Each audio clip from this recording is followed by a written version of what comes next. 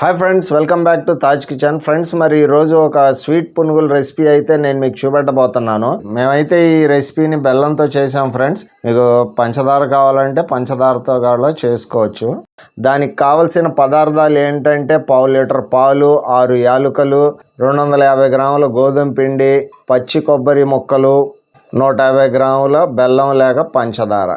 Friends, ఇక్కడ చూస్తున్నారు కదా, ముందుగా గోధుమ పిండి అయితే యాడ్ చేసాం ఒక బౌల్కి. అలాగే కొబ్బరి ముక్కలు కూడా ఇక్కడ యాడ్ చేస్తున్నాం. దాని తర్వాత ఉప్పు కాస్తంత. దాని తర్వాత వచ్చేసి ఫ్రెండ్స్ బేకింగ్ సోడా అనమాట, తినే సోడా కాస్త. దాని తర్వాత యాలకుల పౌడర్ని ఇక్కడ వేస్తున్నాం. అలాగే ఇక్కడ బెల్లాన్ని అయితే మేము పగలగొట్టి దీంట్లో కలుపుతున్నాం. ఫ్రెండ్స్, మరి బెల్లాన్ని ఆల్రెడీ పాకంగా చేసి జల్లెడ పట్టి దీంట్లో వేసుకోవచ్చు. అలాగే ఇక్కడ పాలు కూడా కాస్తంత యాడ్ చేస్తున్నాం చూడండి.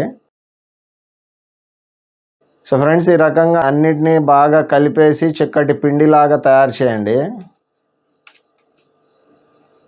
దాని తర్వాత పొయ్యి మీద ఒక కడాయి పెట్టేసుకొని నూనె వేసేసుకోండి ఫ్రెండ్స్. వేసేసిన తర్వాత కాస్తంత వేడెక్కనివ్వండి. ఆ వేడెక్కిందా లేదా అనేసి సింపుల్గా ఒక చిన్న టెస్ట్ అయితే చేసేసుకోండి. వేడెక్కేసింది అనుకున్న తర్వాత మిగతా పునుగులు కూడా ఈ రకంగా వేడి కాగుతున్న నూనెలో వేసారనుకోండి, ఎంతసేపు కూడా పట్టదు. కేవలం ఒక 10 మినిట్స్ లోపే మంచి పునుగులు అయితే స్వీట్ పునుగులు తయారైపోతాయి.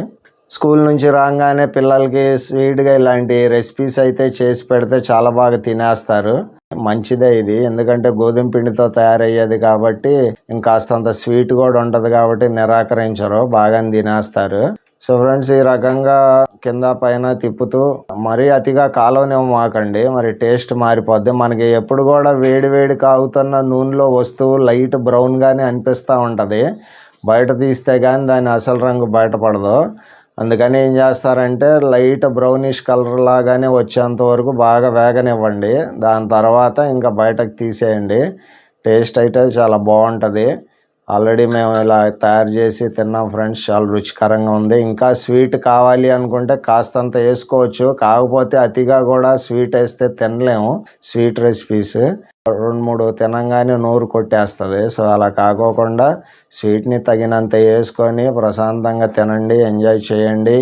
సో ఫ్రెండ్స్, మీకు మంచి రెసిపీ అయితే చూపించేశాను ఫ్రెండ్స్. మరి నా వీడియో మీకు నచ్చితే ఒక లైక్ చేయండి, షేర్ చేయండి. అలాగే ఫర్ ద ఫస్ట్ టైం నా ఛానల్ని మీరు చూస్తూ ఉంటే కనుక నా ఛానల్ని సబ్స్క్రైబ్ కూడా చేసుకోండి ఫ్రెండ్స్.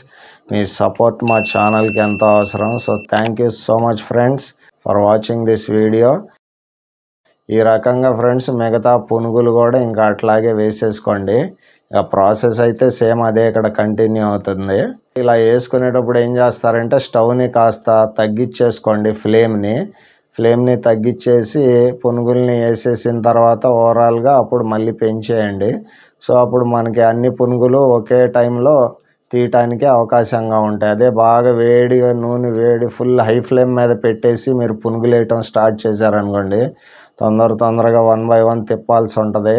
కొత్తగా ఎవరైతే కిచెన్కు అలవాటు పడుతున్నారో వాళ్ళు కాస్తంత టెన్స్ ఫీల్ అవుతారు. అందుకనేసి ఏం చేస్తారంటే కాస్త మంటను తగ్గించేసి పునుగులు వేసుకున్న తర్వాతే మళ్ళీ మంటను పెంచండి. సో ఈ రకంగా చూశారు కదా, మంచి స్వీట్ పునుగులు అయితే రెడీ అయిపోయినాయి.